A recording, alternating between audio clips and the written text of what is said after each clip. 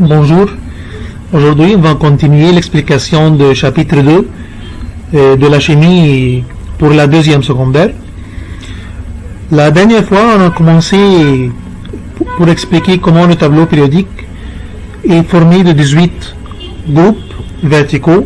Il y a 18 groupes verticaux et il y a 7 périodes horizontales. Chaque période horizontale représente un niveau d'énergie principal. Comme préparatoire, les niveaux principaux sont K, L, M, N, O, P, Q. Pour le secondaire, on a dit que chaque niveau principal a une valeur numérique représentée par le nombre quantique principal décrit par Bohr. Chaque période commence par le remplissage des électrons dans un nouveau niveau d'énergie. Chaque niveau d'énergie commence le remplissage dans la sous-couche S, comme dans la figure ici. Chaque période commence par S. Donc il y a un S1, puis 2 S1, 3 S1. Donc chaque période commence par la saturation électronique d'un nouveau niveau d'énergie, un niveau d'énergie qui commence par un nombre quantique 1, puis 2, 3, 4, 5, 6, jusqu'à 7. Première période, on a seulement un seul sous-couche S saturé par deux électrons.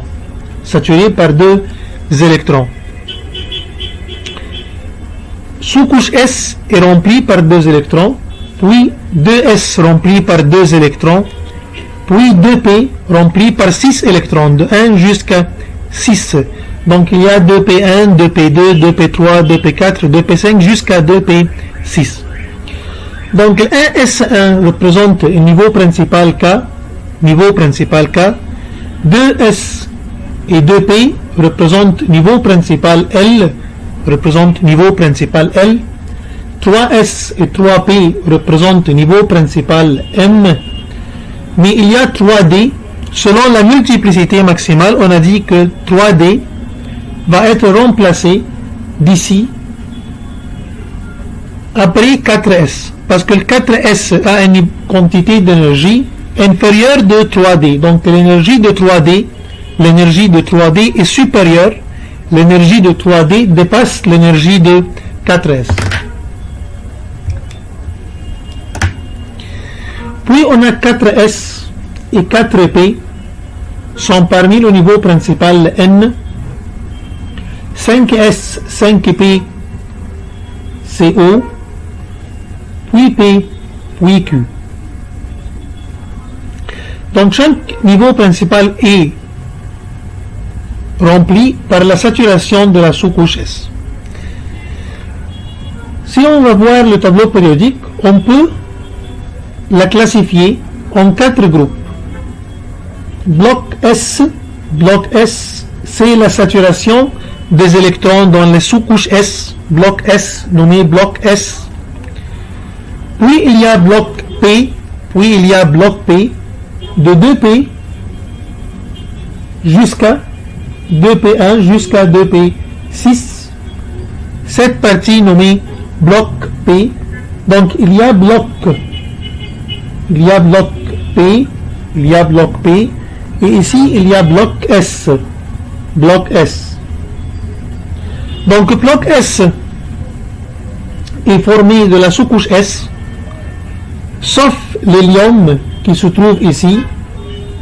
Et on a dit que l'hélium, la position initiale est à côté de 1S1, mais l'hélium est un gaz noble qui est parmi groupe 18, donc on a remplacé le 1S2 sur le 2P6 pour être parmi les gaz nobles, les gaz inertes. Donc il y a bloc S. Bloc S, c'est quelle partie de la tableau? C'est la région gauche.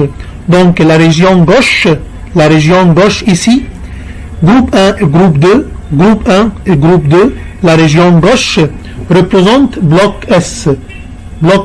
Donc bloc S, c'est quoi bloc S? C'est la région gauche. Donc bloc S, c'est la région gauche.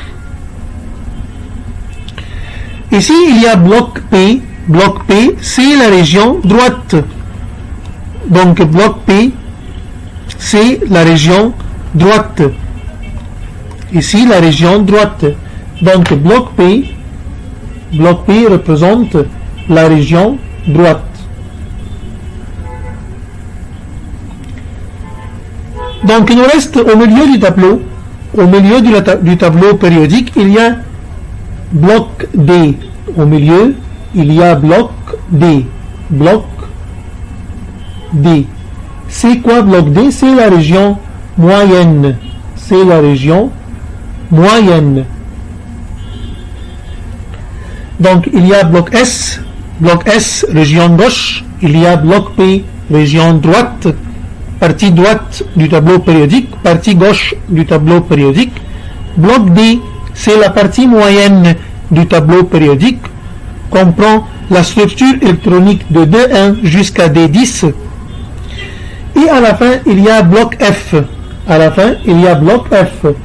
Bloc F renferme la sous-couche 4F et la sous-couche 5F. Bloc F. Bloc F, c'est la région sous le tableau. Donc, bloc F, c'est la région sous le tableau périodique. Donc, il y a 4 régions. Il y a 4 régions et il y a 4 blocs. Donc, il y a 4 régions, 4 places dans le tableau périodique et il y a 4 blocs. Les 4 blocs et les 4 régions sont classifiés selon la sous-couche. Donc il y a bloc S, bloc P, bloc D et bloc F.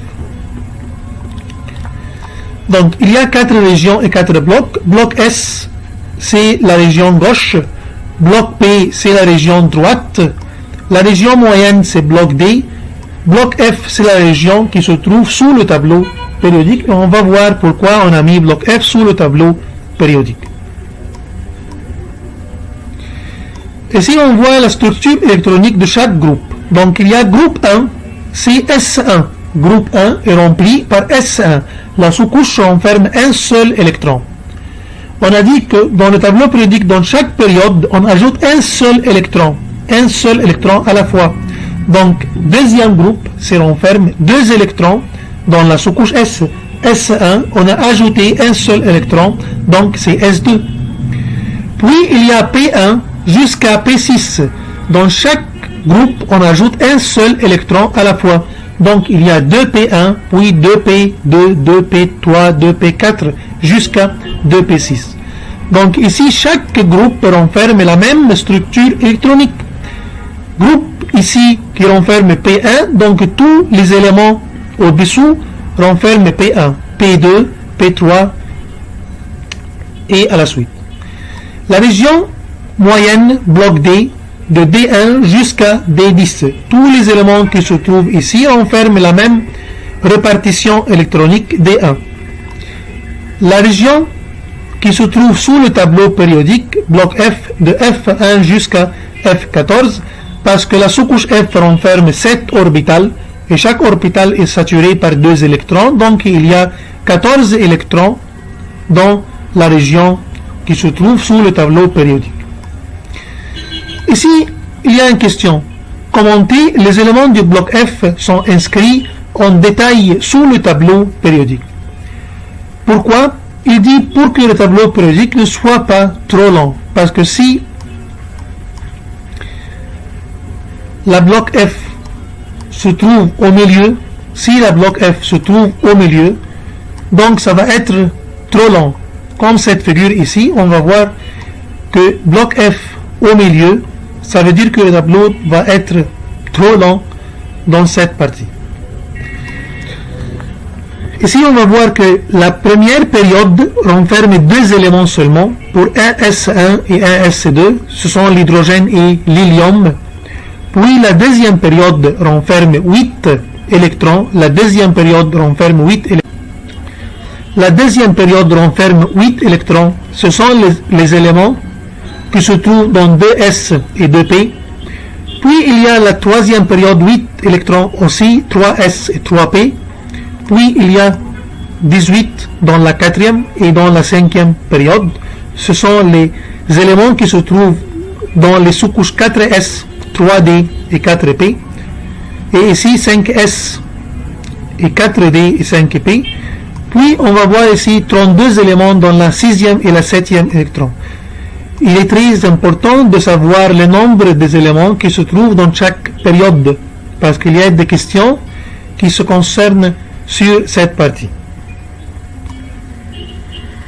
Ici on dit que l'ordre croissant de sous-niveau ça veut dire sous-couche d'énergie, est basé sur le principe de la multiplicité maximale. Multiplicité maximale, ça veut dire l'ordre croissant des énergies des sous-couches.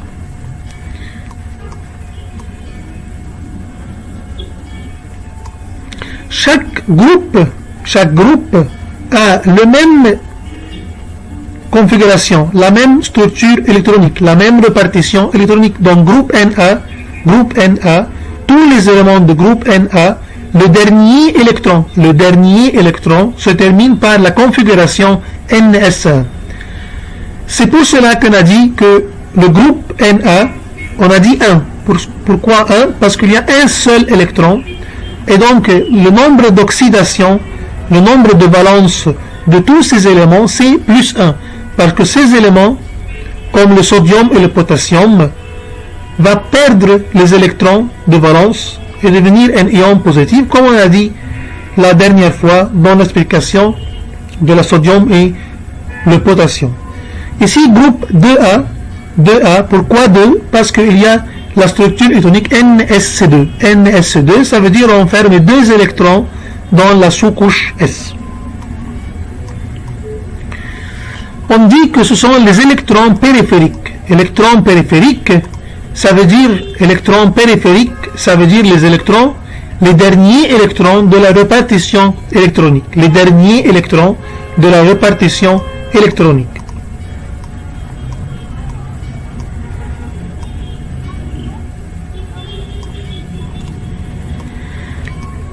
Ici, on voit la répartition de groupe Na et groupe 2A.